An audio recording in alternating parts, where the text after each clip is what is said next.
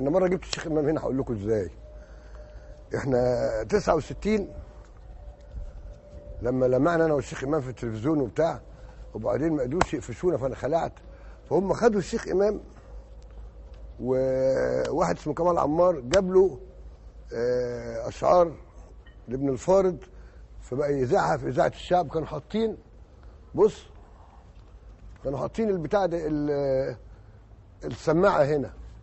كل يوم اسمع امام يقول لك سائق الاذعان يطوي البيد طي منعما عرج على كسب. قلت الله، سائق الاذعان كده يا امام. برضه كان في واد يجي لي من العنبر ده اسمه احمد عزت مدني، ده كان بيشتغل مع كمال رفعت، من رجال كمال رفعت كلهم كانوا بيجسسوا على بعض.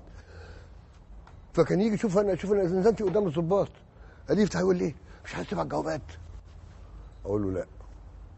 اي خدمه من بره؟ لا. لما سمعت بقى امام وقررت ان انا اجيبه، فقلت له انا عايز ابعت جواب، هات لي ورقه وقلم. طبعا انت شايف الزنزانه، لو نمله هتخش لي لازم يشوفوها الظباط. راح جاي وجايب لي قلم وورقه، فكتبت عزيزي جلال. مفيش اي شخص في الحياه اسمه جلال. بلغ الشيخ امام ان انا في القلعه، وانه يبدا يطبق الخطه رقم 3 من يوم السبت الجاي. الكلام ده كان الساعه 9 الصبح. 11 لقيت امام طالع من هنا، المخبر بيقول له يا عم شيخ اطلع برجل شويه. قلت له اما عبي له عبي، وصلت يا حاج؟ تعالى يا استاذ سائق الاذان، قاعد معايا بقى. قلت له يا ندل، لازم تعرف ان هم عندال، هم بيضحكوا عليك عشان يفسخونا من بعض، تخوني وتبيعني وبتاع.